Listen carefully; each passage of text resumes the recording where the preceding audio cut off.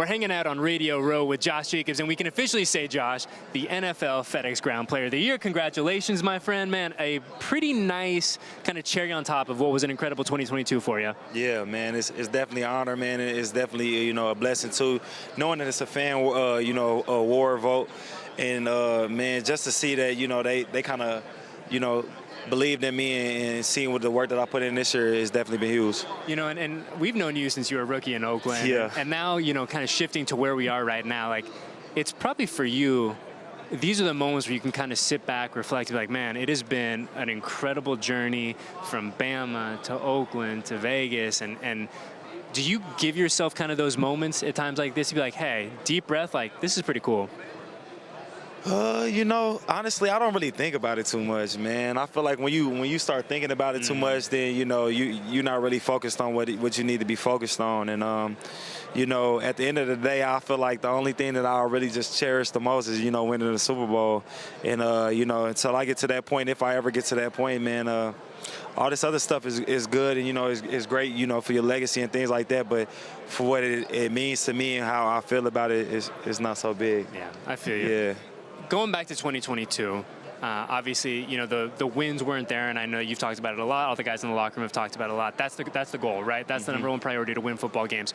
But on the other side of that, an incredible individual season for you, for guys like Devontae and Max. You kind of splatter them all around. But what was different for you in 2022, or was there nothing different? It wasn't a lot different, man. I ain't gonna lie. The only thing that was really just like different was, I feel like I learned my body, in the fourth year. Like, I feel like in every other offseason, I used to overwork myself. This was the year I probably did the least amount of stuff that I've ever did, and I came in feeling good and healthy. And, I didn't even have no, like, nicks or bruises until, like, week 12, week 13. So I think that was the biggest thing. How hard is it for a guy in your position, right, to understand, like, it's okay to rest? Yeah. I feel like that's almost counterintuitive to, like, the professional athlete where it's no days off, grind. But then you found this year that balance of, like, okay, I do need to rest. I do need to give my body time to get right so I can go the full 17.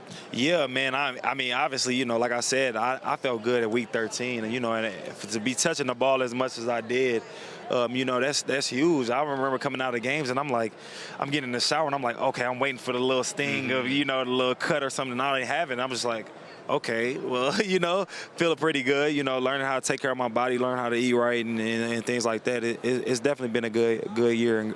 How much pride do you take in the fact that you look at this past season, you played all 17 games, you were out there week after week after week, and it's hard for any player in the NFL to do that, but it's particularly hard for the backs to go out and do that.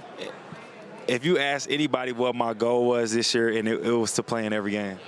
That was literally the only goal I came into the season with, was to play in every game, to show that I could do it, and do it at a high level. So it just happened to play out the right way. Yeah, absolutely, you played out the right way. The numbers bear that out, right? All the awards that we're talking about, it all played out the right way.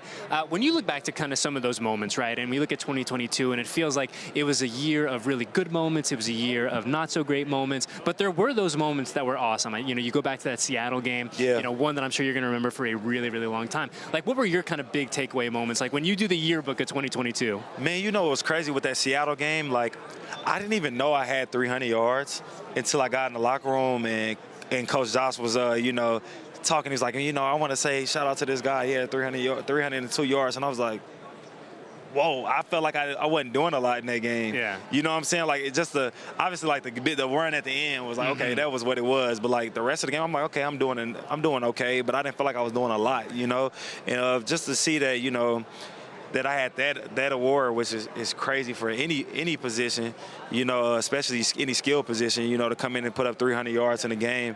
But, man, to do it and win the game, at the end with the longest run of the year, it's definitely been huge. You look back at that game, and it was such a colossal effort, but you look at where that performance ranks in Raiders history. Yeah. It's pretty incredible. It's like, do you keep anything from that game? Do you keep any mementos, or is it just on to the next? So I kept everything. I gave away one ball because I promised that I was, and I got him Dizzy Wright. He's a rapper that's local in Vegas. But man, it was crazy that game. The thing that I really remember the most though was I didn't know if I was gonna play. I literally strained my calf at practice, a non-contact injury just running literally that Friday. You know what I'm saying? So I was like, I really didn't know how it was going to go, you know. So to be able to come out there and do that, man, I mean, it's nothing but God, for real. And it's wild to think, like you said, it's wild to think how that works, right? Where you're going into that week, you're like, man, I don't even know if I'm going to go. Yeah. And then you fast forward 96 hours, and you're like, well, it's a good thing I did. Yeah, it's a good thing I did. For real. And I tell people all the time, I say, man, thank you for that fan, man. You know, in row 3 of the tunnel, man, he turned me up. Shout out to that fan one time. Before we let you go, man, we talk about winning that award, the FedEx Ground Player of the Year, the fan component to it. And one thing that I've always really appreciated about you and a lot of guys on the roster is that you have an understanding of the relationship between fan and player and how important that is. And you look at the Raider Nation and how much they love you, how much they've been supporting you since day one. Like, it's got to be cool to kind of, for you to kind of give some of that love back, you know what I mean? Yeah, man. You know, that's why I go out my way to, you know, do things, you know, whether it's taking 25 minutes to sign, you know, sign stuff for people and things like that. Because you just think at the end of the day, man, like, a lot of the fans maybe will see you one time in their life and never see you again. And whatever that, you know, one experience with you is the moment that they're going to remember you by, and they're going to tell other people about you by for the rest of their life, you know.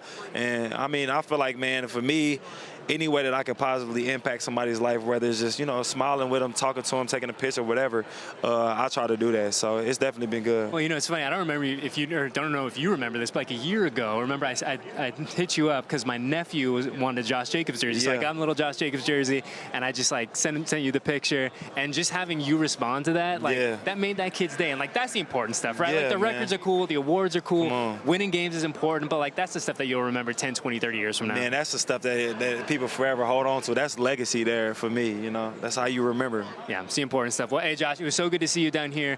Congratulations on all the awards. Congrats on all the success. This is not the last I will talk to you, I promise. And enjoy the award ceremony as much as you can. Appreciate it, man. Thank you for having me.